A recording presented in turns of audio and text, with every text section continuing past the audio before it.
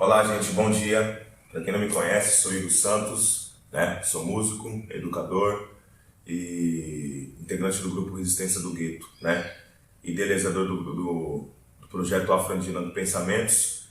E viemos aí hoje para bater um papo aí, né? Trocar uma ideia, né? Que eu acho que é bacana a gente refletir em alguns assuntos aí nesse momento e tal. E hoje a gente vai abordar um tema que eu acho que é importantíssimo para a gente poder pensar hoje e tentar encontrar caminhos para que a gente possa ter no cenário da educação, né, nosso espaço de voz respeitado, nossos direitos e a diversidade que existe no mundo, né, que o mundo nos apresenta e tal, né? Então, o tema de hoje que a gente vai conversar um pouquinho é sobre terra, semente, criança, tecnologia e as lutas do nosso povo e o papel dos educadores, né? A gente começar a bater esse papo hoje, né? Eu trouxe aqui algumas imagens, né? E eu acho acho que é importante a gente refletir nos elementos, né? Eu gosto muito dessa simbologia, desse desenho dos elementos dentro da lâmpada, né? Porque elas vão refletir justamente o socorro que os elementos da natureza eles pedem para a humanidade, né? E claro que a gente sabe, né, que a força da natureza ela é incontrolável, né? Quando a natureza ela quer destruir, ela destrói, né?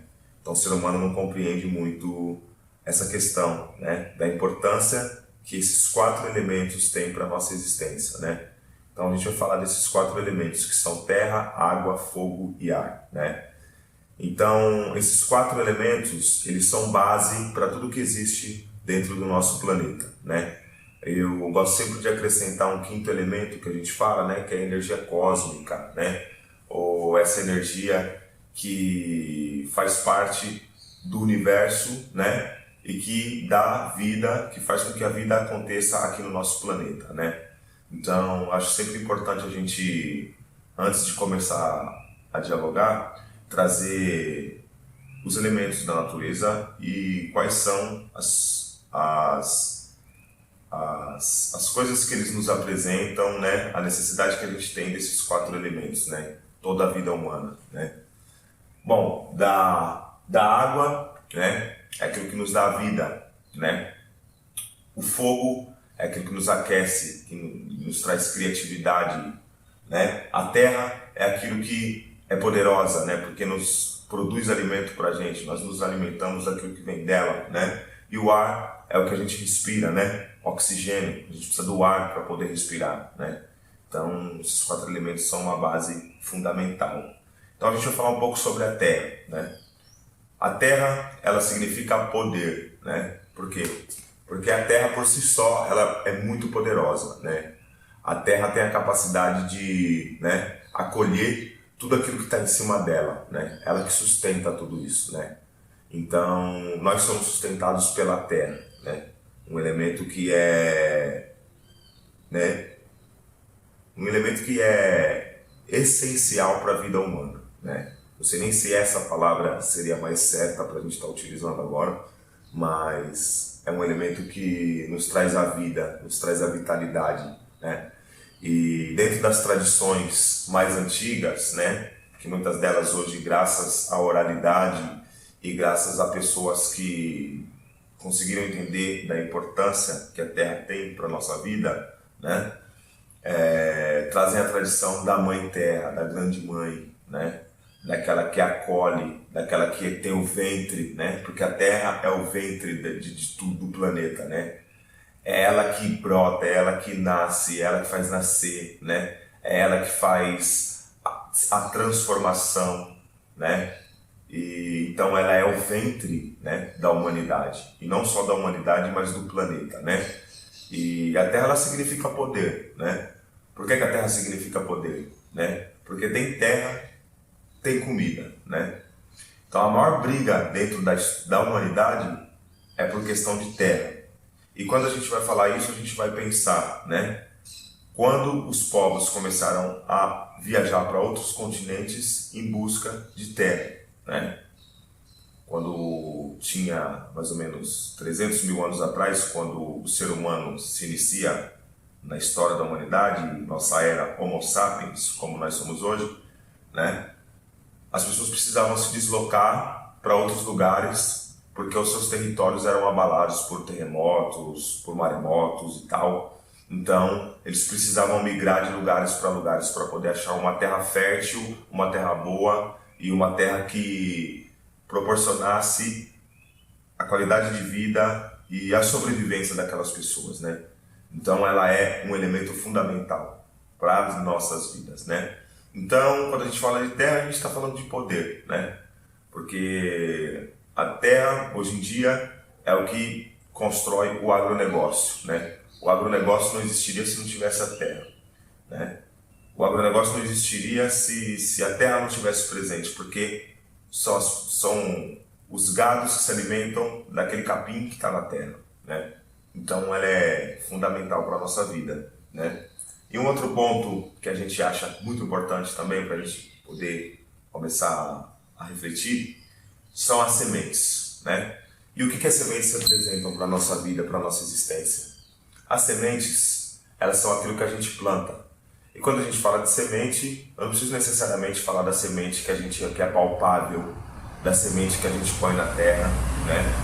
Mas eu posso falar também da semente que a gente planta, que a gente constrói através das nossas ações, das nossas atitudes, né? Então, isso também é uma semente, aquilo que a gente passa, né? E quando a gente está falando de educação, nós também estamos falando de semente. Porque semente é aquilo que a gente planta e ela continua a dar vida, né? Então a educação também é uma semente. Por que a educação é uma semente? Porque a gente planta, né? Introduz o nosso conhecimento, os nossos saberes para outra pessoa e outra pessoa replica aquilo. E quando esses saberes são multiplicados e replicados, eles não morrem, né?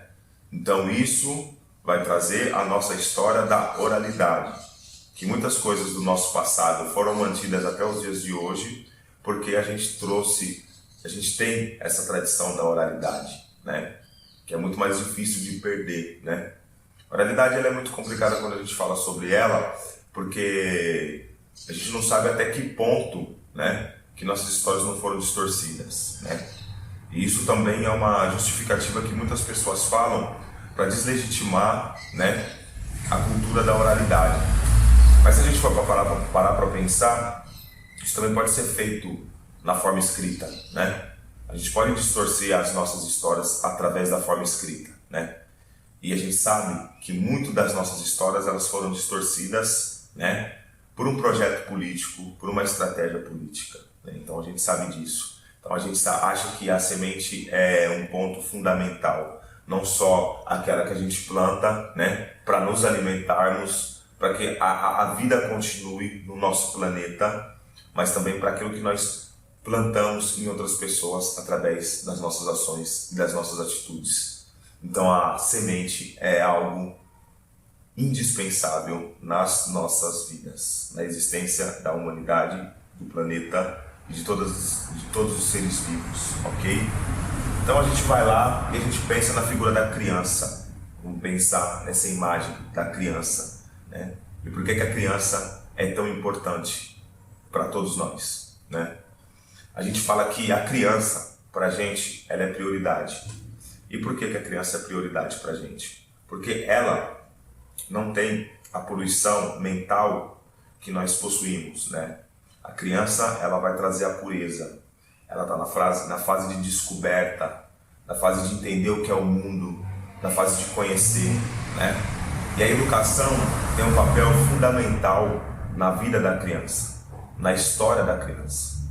A criança é o símbolo da alegria, é o símbolo do amor, é o símbolo da paz, é o símbolo, né, da alegria.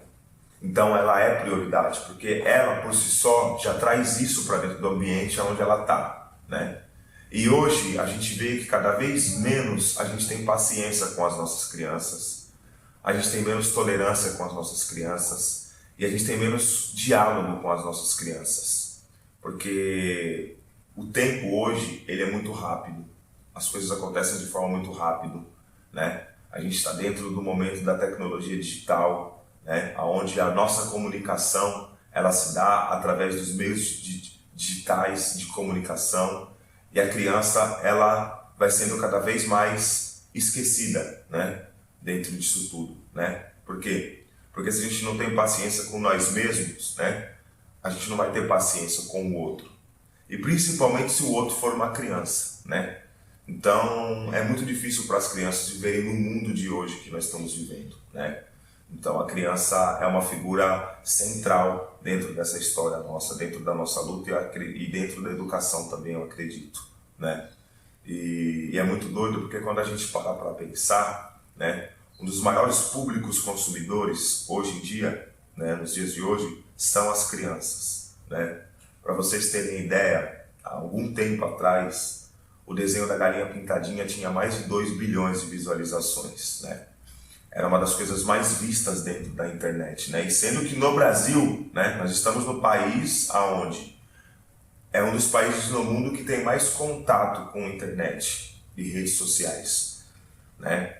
E a gente também tem pesquisas, né, que foram feitas por cientistas, né, psicólogos, que estão tentando entender quais são os danos, né, que o acesso à internet e às redes sociais causam na mente humana, né?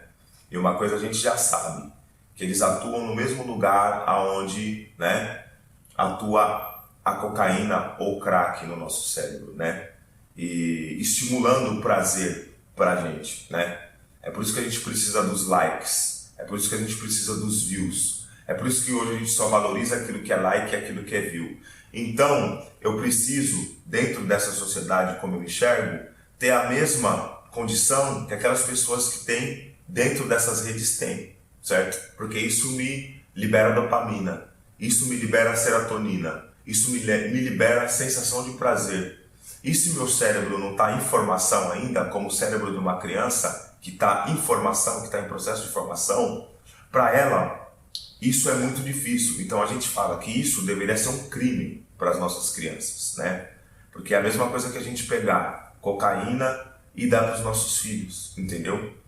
E aquilo que a gente não consegue resolver, qualquer smartphone consegue. Um smartphone tem a capacidade de deixar uma criança de 1 ano de idade silenciada, porque ela se interte naquilo, né?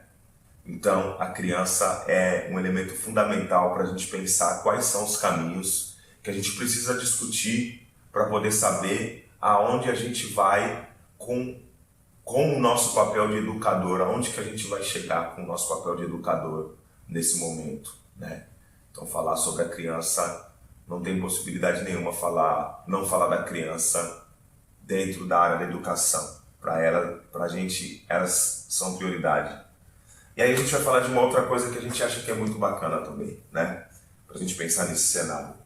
Tecnologia, né? Tecnologia, né?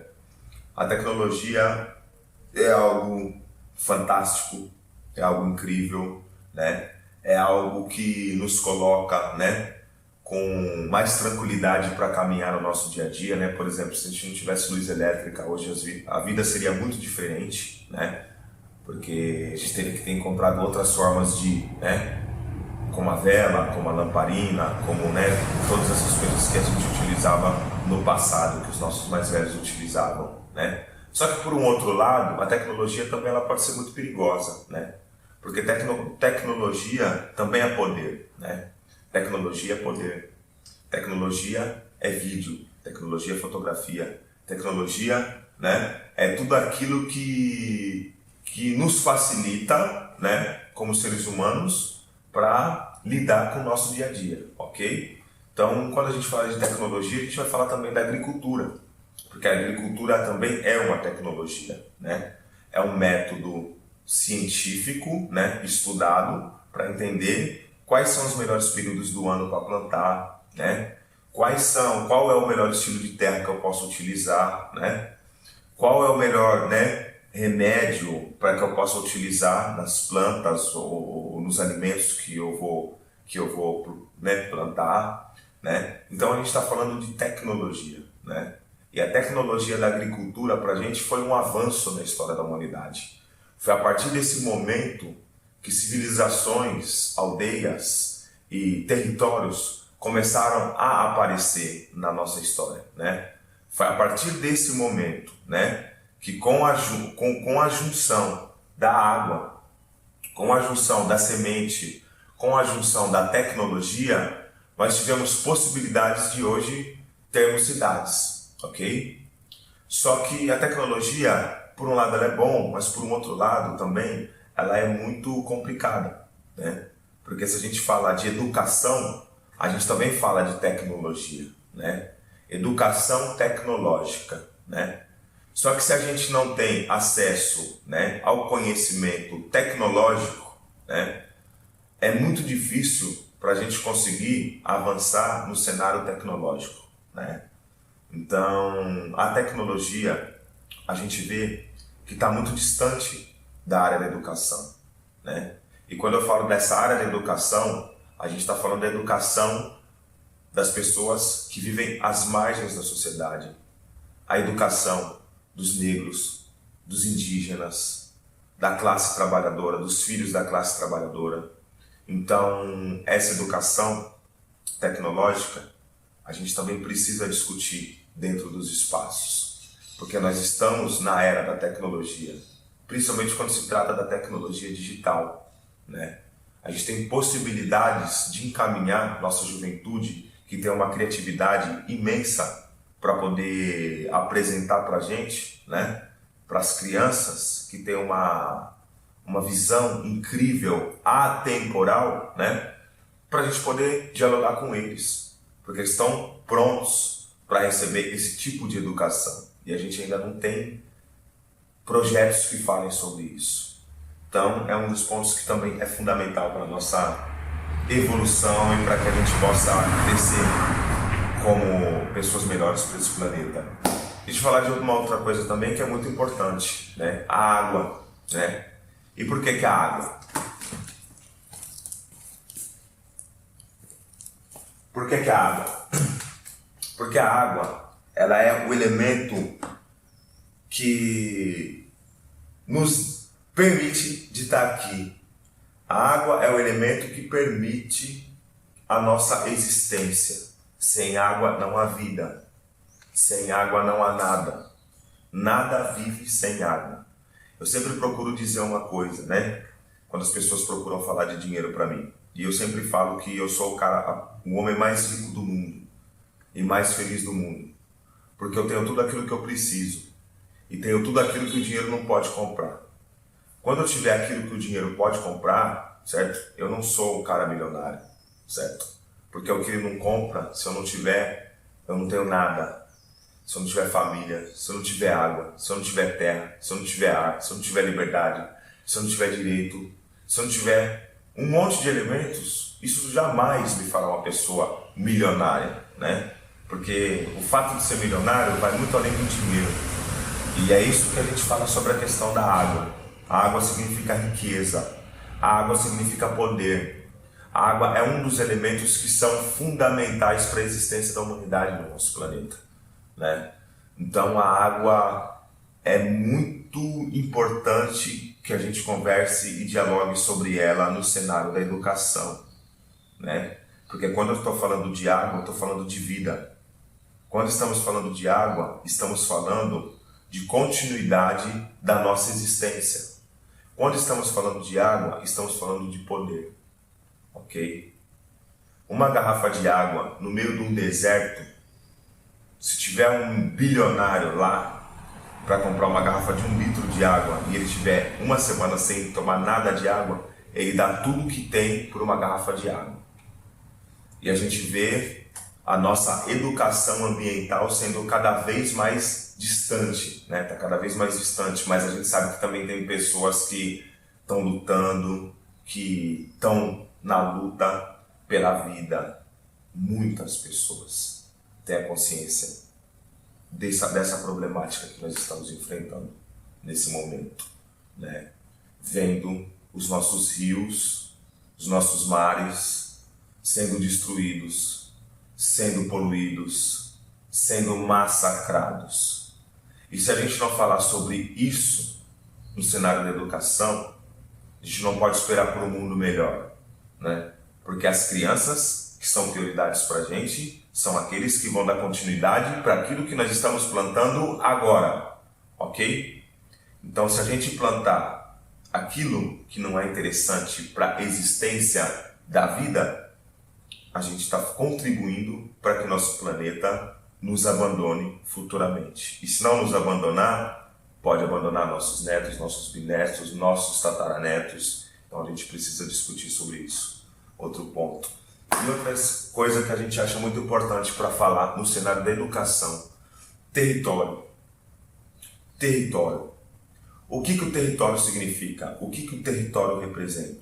O território é aquele lugar onde a gente passa a maior parte do nosso tempo. O território é aquele lugar onde a gente vive, onde a gente constrói famílias, onde a gente passa a maior parte da nossa vida, né? Não importa se eu estou aqui no território agora, mas eu posso ir para um território daqui a pouco. Então, território, para a gente, também é poder. Porque o território, ele é um espaço onde existe a comunhão.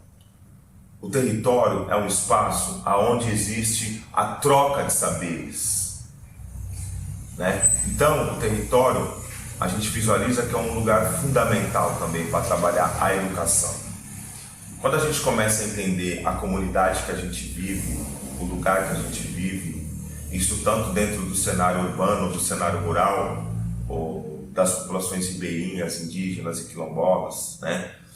A gente pensa que a educação dos nossos territórios, né? Vamos falar do contexto urbano, que é onde eu vivo, né? E é onde acredito que a maioria das pessoas que estão vendo esse vídeo também, né? A educação do nosso território, ela não é pensada, né? E por incrível que pareça, ela é articulada para não existir. Porque quanto menos educação eu tenho dentro do território, mais facilidade e controle eu tenho sobre aquele lugar, entendeu? Então, a educação não é discutida dentro dos territórios, né? E a gente visualiza que a educação, né, aos moldes ocidentais é uma coisa, mas aos nossos moldes ancestrais é outra, né? E a gente vê nossas comunidades cada vez mais distante daquilo que é importante para a gente saber para onde a gente vai.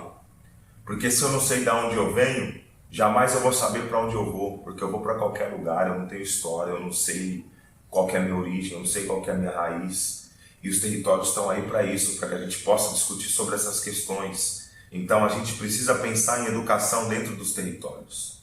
Então o território a gente acredita que é um outro pilar importantíssimo para que a gente discuta dentro da área da educação, ok?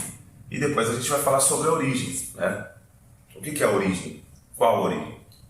A gente vai falar da origem da humanidade, né? A origem da humanidade, da nossa espécie, Homo, né? Antes, Australopithecus, né? E outras espécies que existiram na nossa história. Mas nossa origem, ela é importante a gente refletir sobre ela, porque a gente vai se iniciar lá no continente africano, né? Por volta de 3 milhões de anos atrás, né? Não digo Homo sapiens, mas digo a nossa origem ancestral. Ela vai se iniciar lá atrás, dentro de um continente aonde nos apresentam que dentro dele só existe miséria, pobreza e tudo aquilo de ruim, né? Dentro do continente africano, né? Essa imagem que o mundo apresenta pra gente de um continente, que é o continente que dá origem a todos nós, que é o continente que dá origem a todos os povos que existem em todos os cantos do nosso planeta, né? Então tudo parte de lá, né? E uma Australopithecus afarensis, a Lucy, foi a que vai dar base para sermos quem somos hoje. Isso há mais de 3 milhões de anos, 2 milhões, eu não me lembro a data, mas muito tempo atrás, né? Isso há muito tempo atrás, que foi encontrada na África. Então é importante a gente falar sobre isso, por quê? Porque a gente vai entender o cenário da educação como ele opera hoje, né? Desvalorizando e negando nossas histórias e nossos saberes anteriores àqueles que a gente reproduz hoje, ok? Então a gente está falando de uma coisa que vai lá atrás. E quando a gente vai falar de origem, eu não posso pensar que eu só preciso discutir 500 anos. Eu não posso pensar que eu tenho que só discutir o racismo, né? Eu tenho que discutir 300 mil anos atrás. Eu tenho que discutir as 4 primeiras civilizações do mundo. Eu tenho que discutir a branquitude, para que a gente possa, né, através de um diálogo e de uma consciência, saber o que a gente apagou, o que a gente perdeu na nossa história e que a gente não vai conseguir avançar se a gente não conseguir entender que a nossa origem ela está baseada na nossa ancestralidade. Não tem como eu fugir disso. Está no nosso DNA. Então a nossa origem é uma outra coisa muito importante para a gente discutir dentro da educação, né?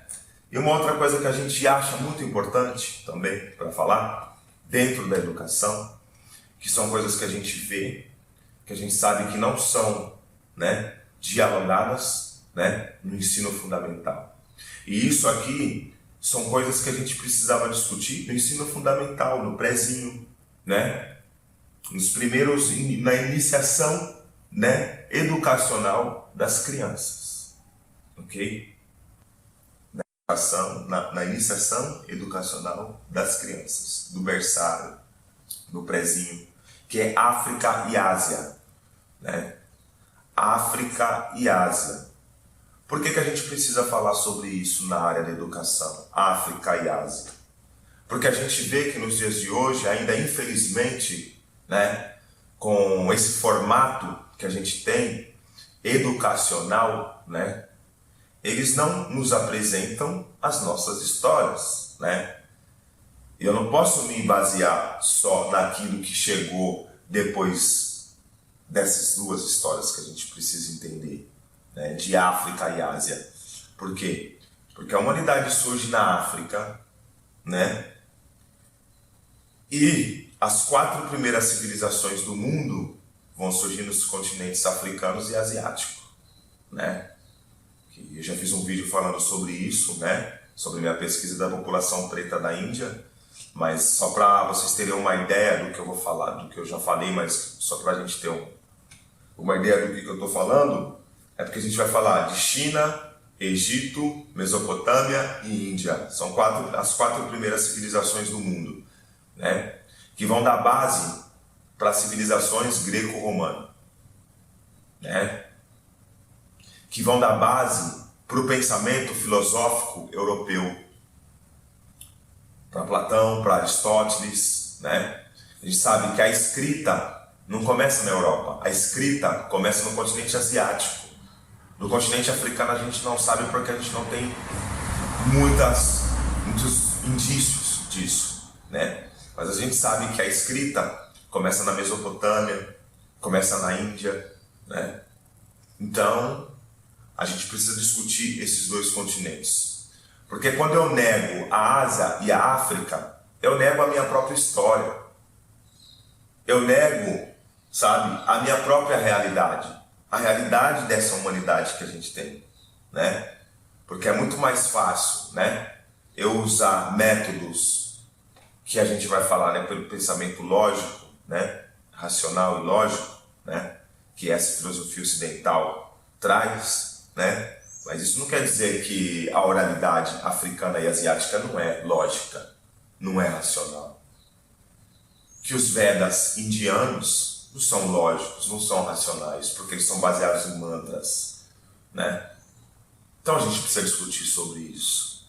Se a gente não discutir isso dentro do cenário da educação também, é um outro ponto que a gente vai perder, ok? Então, outro ponto na área da educação. Uma outra coisa, a gente precisa falar sobre isso, né? A gente já está cansado de falar sobre isso. Muitas pessoas não aguentam mais ouvir, mas a gente sempre vai bater nessa tecla. Europa, mares e escravização, né? Europa, mares e escravização. E por que isso, né?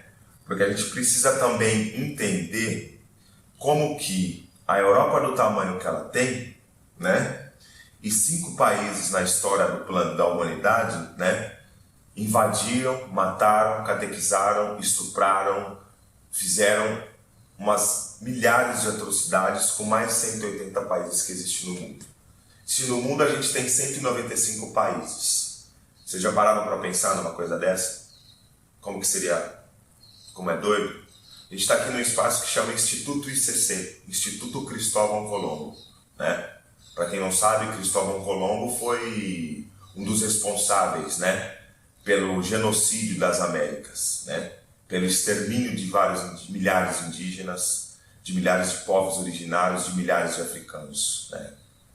E a gente está num espaço, um dos mais antigos aqui da cidade de São Paulo, e é uma instituição que existe desde 1795, 7 anos após a abolição da escravatura no nosso país, e dentro de uma comunidade chamada Ipiranga, onde foi gritado o grito da independência, né, com Dom Pedro.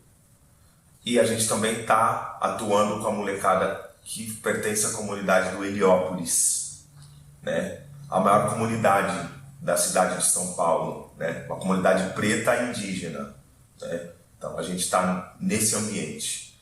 E por que eu falo isso? Europa, mares e escravização. Porque a gente refletiu sobre que 5 países na Europa, Espanha, Inglaterra, Holanda, França e Portugal. Foram esses países que dizimaram milhares ao redor do mundo, né? E os mares, né? A rota marítima foi isso, né? Os mares foi o que conectou outros continentes com outros continentes. Foram tudo feito através dos mares. E os mares é algo que o mar é o mar, né? A gente está num lugar que compõe, maior parte do planeta compõe por água do mar. Então o mar tem um histórico muito grande para apresentar para a gente. O mar é uma coisa muito desconhecida para a gente, para o ser humano hoje em dia, né? A gente desconhece, a gente não explorou 30% do mar, 50% do mar, do que existe no mar. Então o mar é um universo paralelo, é um outro planeta dentro do nosso planeta, a gente não conhece, certo? E é impossível conhecer, pelo menos até agora, né? E ele também vai trazer para a gente um recorte muito grande de história de escravização no nosso país, né?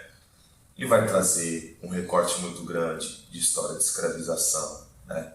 A gente está num país onde a gente teve mais de 12 milhões de africanos que foram escravizados, arrancados e atravessados pelo mar dentro do nosso país, né? E só Portugal, para vocês terem uma ideia, que foi o país que trouxe os povos africanos para cá, né? Ele tem o tamanho, tem a população da cidade de São Paulo, tem menos. Portugal tem em torno de 10 milhões e 300 mil pessoas lá. A cidade de São Paulo tem 12 milhões, 13 milhões. Então Portugal, para vocês terem uma ideia, é um ovo dentro do mundo. É um país muito pequeno, né? E um país que tem um histórico genocida muito grande, né? Muito grande, né? Então, a escravização, a gente sabe que ela aconteceu em todos os continentes, em todos os períodos, e num período que a humanidade estava preocupada e com medo da sua própria sobrevivência, né? Porque ela chegava dentro de um outro lugar, onde ela saía fugida de um outro lugar devido a uma guerra que ela passava, e quando ela chegava naquele lugar, a única possibilidade de viver que ela tinha era guerreando e pegando aquelas outras pessoas como reféns para que elas pudessem comer e alimentar seus filhos. Então a escravidão ela vai se iniciar mais ou menos nesse formato, né? Pela sobrevivência humana, né? Porque tinham territórios que tinham terremotos, destruíam tudo, não tinha mais alimentação, e aquelas pessoas sabiam que se elas chegassem em outro lugar eles não iam ser acolhidos e acabavam guerreando com elas, e quem vencia a batalha acabava escravizando o outro povo. Mas a escravidão, nesse sentido, ela era totalmente diferente do que a escravidão que veio no século XVI, né? Ela era muito diferente, né? O século XVI ele foi baseado em cima da escravização por negócio, por dinheiro, por lucro, né?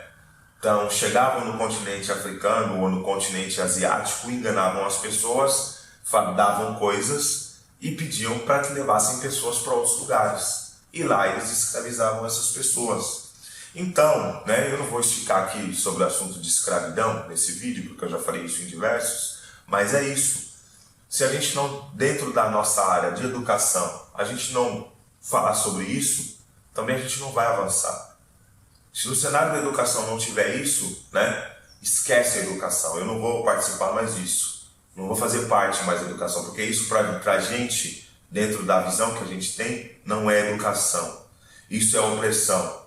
Isso é colonização, né? Colonização que eu digo não é nem o que os portugueses fizeram aqui no nosso país, porque aquilo lá foi genocídio, aquilo lá foi invasão, porque aqui tinha povos indígenas que estavam aqui antes, né? Então a gente está falando dessa colonização, estou falando da colonização mental, né? E também uma doutrina, uma coisa dessa não pode ser chamada de educação, né? Então é um pouco disso que a gente precisa pensar na área de Europa mais escravização. Outra coisa que é muito importante para que a gente reflita, né? Nações africanas, cultura e tradições, né? Por que a gente precisa refletir sobre esse assunto?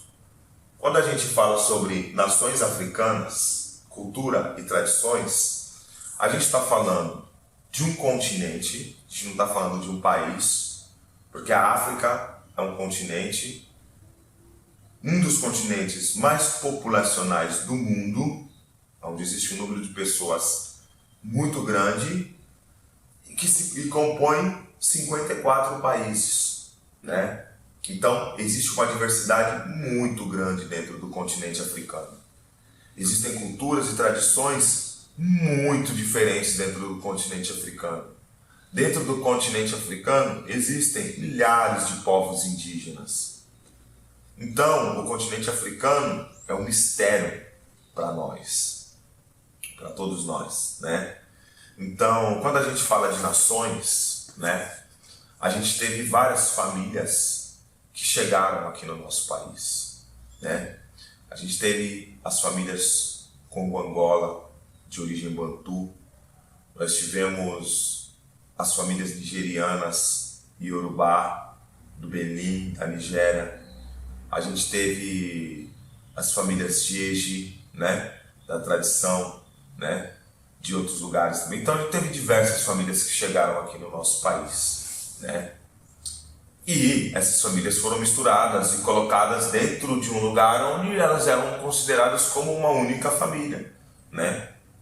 Porque é tudo preto, e se preto é tudo parecido devido à cor, então faz parte do mesmo lugar, pertence à mesma porcaria, porque era assim que o racismo científico dizia, era assim que o pensamento supremacista da época dizia, né? Dessa teoria científica, né? Que não tem fundamento em nada, né? Porque nós pertencemos à mesma raça, a raça humana, né? Só mudamos, né, as nossas aparências, os nossos fenótipos, né, a nossa cultura, a nossa tradição, mas nós pertencemos à mesma raça, a raça humana, que se origina do continente africano, né? Então, dentro disso, a gente não discute, dentro da área da educação, essa diversidade que existe dentro do nosso povo preto, negro no país, né? Por essas tradições nossas que foram perdidas. Porque nós que estamos aqui no Sudeste, né? A gente tem muito semelhante entre nós o samba, por exemplo, né? Na Bahia é diferente, né? Porque a gente não sabe se aquela cultura baiana ela é de uma tradição iorubá, de uma tradição bantu, se o samba de São Paulo é de uma tradição jeje, né? Do Rio de Janeiro, de Minas Gerais, os batuques que a gente tem. Por que o candomblé dentro do Brasil se dá de uma forma, dentro da Bahia se dá de outra, né? Por que isso acontece? E a gente não para dialogar isso, né, na área da educação? Se a gente não dialoga isso na área da educação, a educação está falida. A educação está destruída. Mataram a educação. Se não dialogarmos sobre isso, né? Porque a gente vive num dos países mais, né, com diversidade étnica, cultural, dos maiores do mundo, né? A gente vive num país que é isso, é o Brasil, essa diversidade cultural, né? Então, precisamos falar de nações africanas, cultura e tradições dentro do cenário da educação. E um outro ponto que a gente acha muito importante, ciência afetiva e cosmovisão afro-indígena, né? Ciência afetiva e cosmovisão afro-indígena. Bom, mas o que isso quer dizer, né? Ciência afetiva e cosmovisão afro-indígena. Bom, quando a gente vai falar de ciência, né, a esses moldes que a gente tem hoje, né, que achar que a ciência é produzida dentro de um laboratório, né, de uma grande instituição, né, com milhares de recursos financeiros, né, tecnológicos, né. Então a gente pensa muito a ciência dentro desse lugar, né. Só que a ciência do afeto é uma coisa que é diferente. Ciência afetiva, né? Por que ciência afetiva? Vamos aqui colocar um exemplo. Eu tenho uma dor de cabeça, né? Não vou falar de uma dor de cabeça, eu vou falar que eu tenho um problema psicológico, né? Como uma depressão, uma ansiedade, um estresse, um medo, síndrome do pânico ou algo do tipo. E aí faço uma consulta com um psiquiatra ou um psicólogo e falo que eu não estou passando bem na minha cabeça, que eu estou tendo algum problema. E aí esse psicólogo vai me diagnosticar com alguma coisa, vai entender o porquê que eu estou tendo aquele problema. E aí ele vai entender que eu tenho, por exemplo, TAG, transtorno de ansiedade generalizado. Ele percebe que eu tenho isso, ele vai me recomendar uma medicação. Só que dentro dessa medicação, ela vai me trazer o controle, ela não vai me dar a cura, né? Então, essa ciência medicinal, né, desse corpo, dessa forma que a gente enxerga essa ciência, não vai me trazer a cura, ela vai me trazer o controle. E se eu interrompo a medicação, né, por exemplo, um medicamento tarja preta, ou, né, para qualquer transtorno psicológico, né, alguns medicamentos, eles têm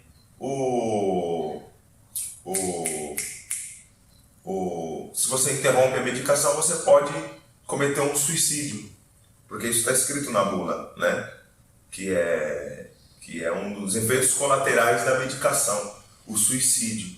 Mas agora, se eu estou falando de uma ciência do afeto, né, eu posso chegar com uma pessoa que tem um problema psicológico e começar a bater um papo com ela. Nisso eu vou conseguir entender quais são os problemas que ela tem. E eu consegui fazer isso com ela através do afeto, né? Do amor, da afetividade. E através disso, eu curo ela com chá de erva cidreira, por exemplo. Com chá de capim santo, né? Então a gente está falando de uma ciência e de uma cosmovisão afro-indígena. Isso é uma cosmovisão. É eu acreditar que não está no medicamento a cura para o meu problema. É eu acreditar que a cura para o meu problema está somente com atenção, com carinho, com afeto, né? E a gente não sabe lidar com essa ciência também. Porque se eu trouxe a cura e não o controle para uma pessoa, a gente está falando de uma área científica, né, que precisa ser estudada, que precisa ser compartilhada, que precisa ser legitimada e valorizada, né?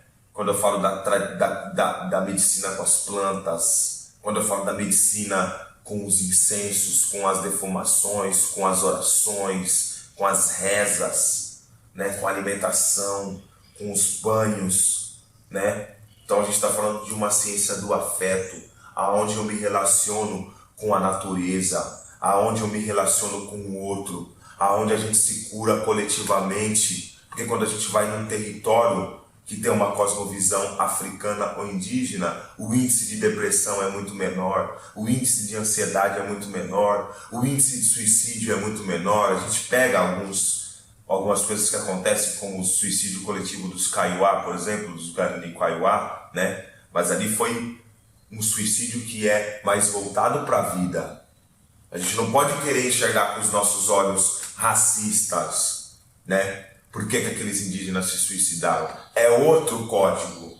Eu não posso querer interpretar com o meu código racista, egoísta, né? Vaidoso, que não pensa no outro, enxergar o que aquela família está fazendo. Não conseguir enxergar aquilo, eu não vou entender.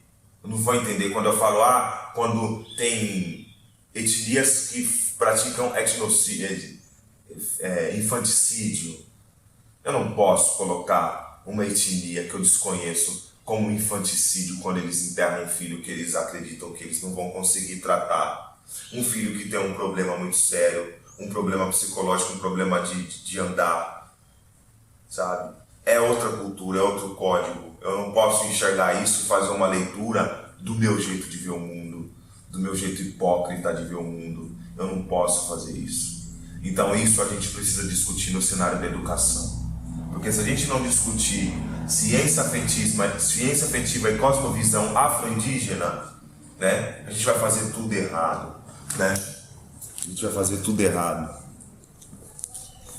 Bom, e a gente vai falar um pouco sobre nossa visão ocidental. Nossa visão ocidental, ela é complicada, né? Só um minutinho.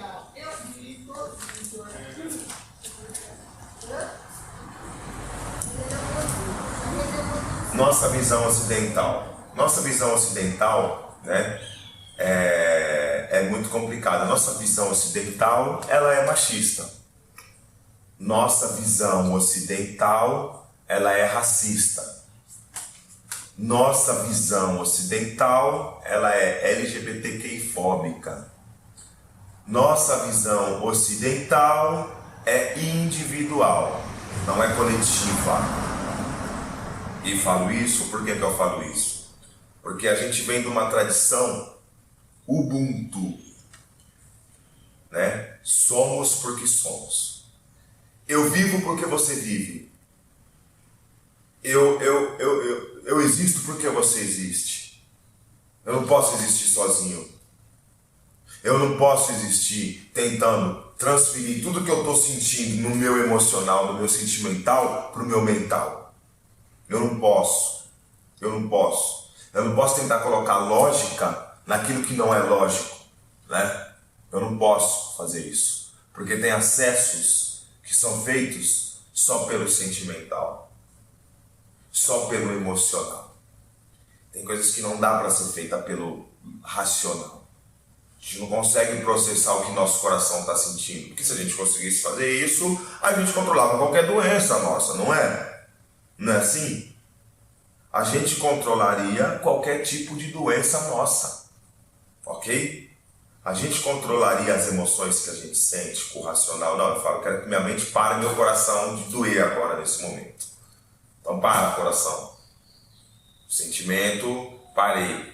Não, eu tô com dor de barriga porque eu tô emocionado. Eu quero que minha mente racional, ocidental, pare minha emoção.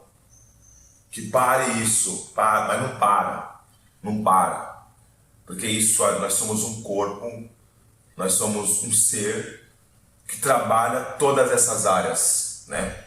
Trabalha o meu campo energético também. Eu tenho minha energia, eu consigo emanar vibrações, eu consigo sentir vibrações, mas eu não consigo colocar isso no racional. Eu não vejo, eu não enxergo, então eu preciso, né, de prova. Eu preciso de prova. Agora, se um indígena, se um africano, se um asiático fala para mim que ele conseguiu curar o câncer fazendo mantra, não. Isso é mentira. Não é possível. Porque eu preciso da prova, eu sou ocidental. Sou ocidental, sou racista, sou escroto, sou ocidental, né? Por que eu falo do pensamento ocidental? Porque o pensamento ocidental é egoísta. O pensamento ocidental é capitalista. A gente vive em função do dinheiro. A gente explora o outro em função do dinheiro. A gente humilha o outro em função... Porque, né? Esse é o pensamento ocidental. E para a gente falar sobre questões dentro dessa diversidade, eu não posso enxergar tudo com essa minha visão ocidental. Porque eu também sou, eu vivo aqui. Eu nasci no Ocidente, né? E também não posso dizer que no Ocidente só tem coisas ruins. Não, o Ocidente é lindo. É um continente americano, né? E se é um continente americano, se é um continente, né, sul-americano, é um continente indígena, né? Então, um continente que é um continente que nasceu com uma cosmovisão, né? E a gente precisa entender isso, por quê? Porque é importante a gente tirar muitos códigos que a gente tem na nossa cabeça para a gente conseguir dialogar com a diversidade que a gente tem no mundo, né? Porque se a gente colocar tudo nesse formato, né, do que tem que ser igual, do que tem que ser padronizado, do que tem que ser todo mundo tem que ter a mesma religião, não, todo mundo tem que ser cristão. Não, todo mundo tem que vestir, meninos tem que vestir azul, meninas tem que vestir rosa, né? Todo mundo precisa, né? Então a gente tem que sair de dentro dessa bolha, porque senão a gente se prende dentro de uma caixinha e a gente não pode padronizar o mundo, porque o mundo não é padronizado. O mundo não é do jeito que a gente quer, o mundo é o que ele é, né? E eu não posso mudar o outro, eu posso mudar eu mesmo, né? Eu posso plantar no coração do outro para que ele, por vontade própria e por liberdade, decida aquilo que é melhor para ele, não o que é melhor para mim. Eu não posso pensar que o outro tem que decidir para ele aquilo que é melhor para mim. Eu não posso exigir isso nem dos meus filhos, entendeu? Então esse pensamento ocidental é que a gente está falando aqui, né? Do lógico, do certo, do correto, do científico, do que está embasado na academia, né? Eu preciso sair um pouco dessa teoria acadêmica, porque se eu ficar preso na teoria acadêmica, eu vou chegar dentro de um lugar, dentro de um território, eu vou falar inglês, eu não vou comunicar com o meu povo, eu não vou comunicar com as crianças, eu não vou comunicar com a classe trabalhadora, com o povo pobre e periférico, não vou comunicar com uma aldeia indígena, não vou comunicar com uma comunidade quilombola, eu não vou conseguir acessar isso. E se eu não conseguir dialogar com essas pessoas, a educação está perdida. Porque são essas pessoas que a educação precisa comunicar, né? Então, precisamos falar de nossa visão ocidental dentro da área da educação. E aí vamos falar sobre um pouco o quê? O indivíduo e a diversidade. O indivíduo e a diversidade.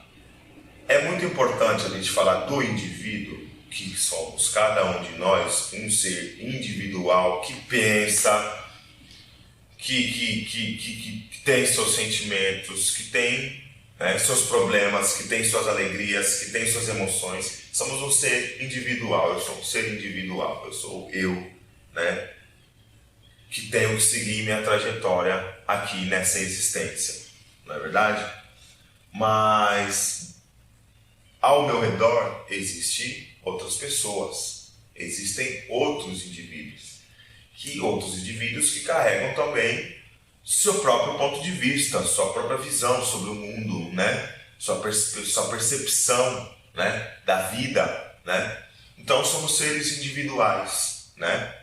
Então, dentro dessa diversidade, né, a gente precisa entender que eu tenho que saber como que eu falo com o outro. Por exemplo, eu sou islâmico, né? Como é que eu dialogo com um candomblessista? Né? Eu sou espírita. Como é que eu dialogo com um evangélico? Né? Eu sou uma lésbica.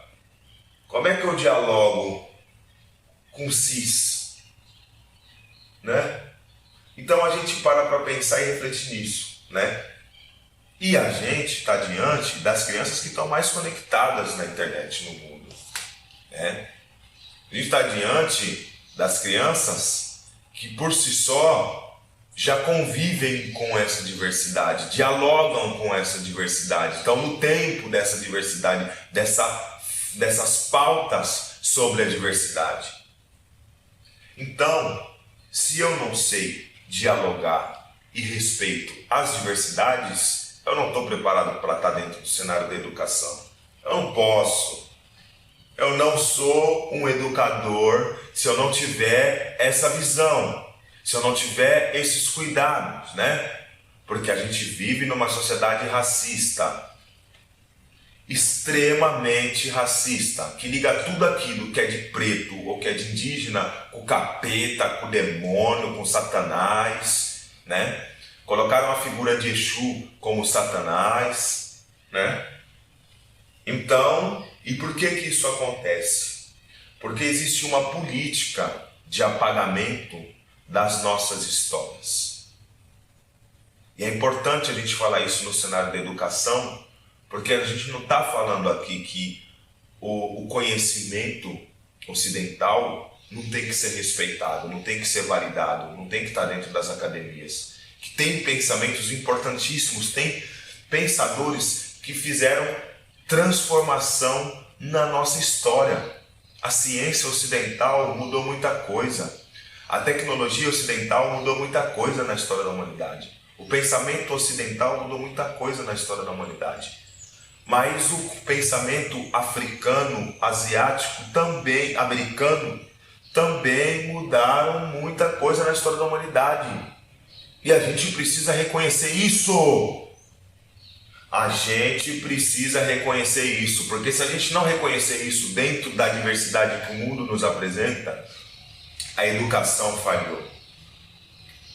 A educação falhou, né? Então a gente precisa falar sobre isso dentro da educação. E se a gente não falar sobre isso dentro da educação, esquece a educação, vai fazer outra coisa. Vai fazer outra coisa, que não está preparado para estar dentro do cenário da educação. Não está, ok? Não está. Então a gente precisa falar de o indivíduo e a diversidade dentro do cenário da educação. Outra coisa que a gente precisa dizer, né, que eu acho que é muito importante. Gente, eu estou fazendo esse vídeo hoje para a gente refletir um pouco, né? Porque eu trabalho na área de educação e eu acho que é muito importante a gente ter espaços de diálogo, né, para poder fazer isso, né? Porque é difícil para a gente. A gente está passando por um desafio, a gente tem um desafio muito grande a seguir, né, no cenário da educação mesmo, né? A gente está tendo muitas dificuldades. Para quem atua dentro da área da educação, sabe que é muito difícil para a gente conseguir entender o que as crianças estão querendo dizer para a gente. Para quem atua com o público infantil, o público adolescente, a gente sabe que a gente está apanhando, é a verdade. A gente está apanhando para entender que formato de educação que a gente precisa, como que a gente tem que dialogar com as nossas crianças, com os nossos adolescentes, com a nossa juventude. A gente não sabe. Então o que a gente está vendo hoje em dia são depósitos e mais depósitos, jogando pessoas e ganhando muita grana com isso. Dinheiro absurdo, né? Porque a gente vai falar agora de políticas de exclusão e criminalização, né? Por que a gente vai falar de políticas de exclusão e criminalização? Porque existem políticas, né, de extermínio, de genocídio, de exclusão. Por quê? Porque dentro de uma sociedade capitalista, para ela se manter no poder, precisa existir a miséria. Se não tiver os miseráveis, não existe capitalismo, ok? Não existe bilionários se não tiver a miséria. Então a miséria precisa ter para que existam miseráveis. E dentro dessa política, né, eu estou fazendo uma pesquisa sobre a maior população preta do planeta, que está na Índia, né? Mas logo menos eu fiz um vídeo falando sobre isso. Se vocês quiserem conferir, tá aí, vocês podem procurar que vocês vão achar no canal. Por que a gente fala isso? Porque a gente sabe que após a abolição da escravatura, em 1888, 2 anos após a abolição da escravatura, capoeira, candomblé, houve um projeto político de criminalização de culturas pretas e indígenas. Então, a partir daquele momento, 2 anos após a abolição da escravatura, eu não posso mais ter escravo, mas agora eu tenho que ter preso. A gente precisa ter presídio, né? Porque a gente precisa de presídio. Por quê? Porque a gente tem que tacar a população preta lá dentro, a população indígena lá dentro, que era escravizada até ontem. Agora o que a gente faz para prender essas pessoas? E aí eu trago imigrantes para o Brasil, né? Eu penso numa política de clareamento da pele das pessoas, né?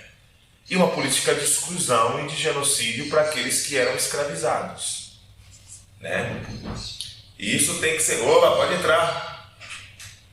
E aí, tudo bem? Olá, tudo bem? A pessoa de Maria estava aqui também. Não tá. Elas devem estar aqui na sala no salão. Sim. Tá jóia? Salão. Então eu preciso de uma política de exclusão e de criminalização, né? Eu preciso excluir. E como que eu excluo? Criminalizando, né? Então eu preciso dessa política. E também de apagamento também, né? Agora você não é mais Bantu. Agora você é Santos. Agora você é Santos. Agora você não é mais Yorubá. Agora você é Silva. Agora você não é mais Chavante. Você é Pereira. E assim eu vou criando formas de como que eu vou, né, elaborando políticas de apagamento, de exclusão e de criminalização. Se 2 anos após a abolição da escravatura eu tenho políticas de criminalização pelas práticas das minhas tradições, eu preciso encontrar formas de como maquiar aquilo ou de fazer a cultura do outro que me oprime, né?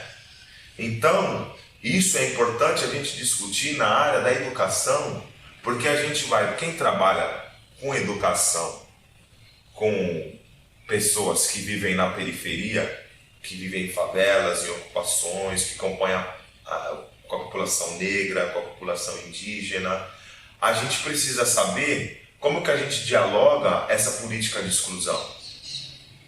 Como que a gente pensa caminhos para que não haja isso dentro do cenário da educação? Como que a gente faz para que isso aconteça, né?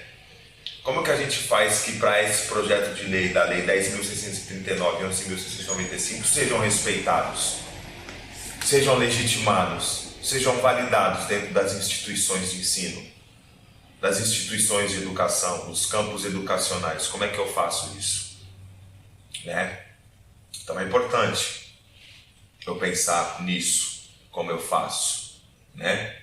Porque isso existe. A gente está num dos países que mais encarcera no mundo, num dos países que mais mata preto e preta no mundo, né? Um dos países que a gente tem uma das polícias mais violentas do mundo.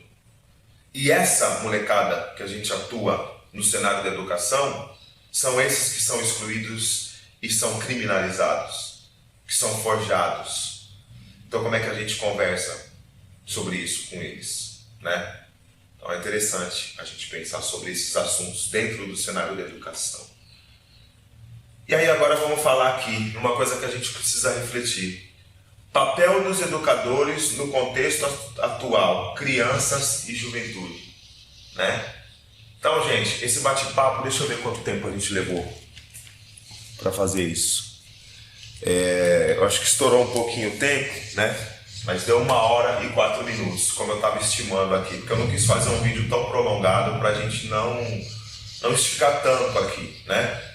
Mas eu acho que dentro disso a gente precisa pensar junto, porque aqui eu estou passando um pouco do que eu vejo no cenário da educação, eu estou passando um pouco do que eu vejo, do que eu sinto no cenário e nos campos educacionais hoje. E aí, senta aí. Nos campos educacionais hoje, mas eu acho que isso é importante para a gente poder pensar caminhos e encontrar soluções para que a gente possa pensar, né, no campo educacional e no cenário educacional da criança e do adolescente no nosso país, né?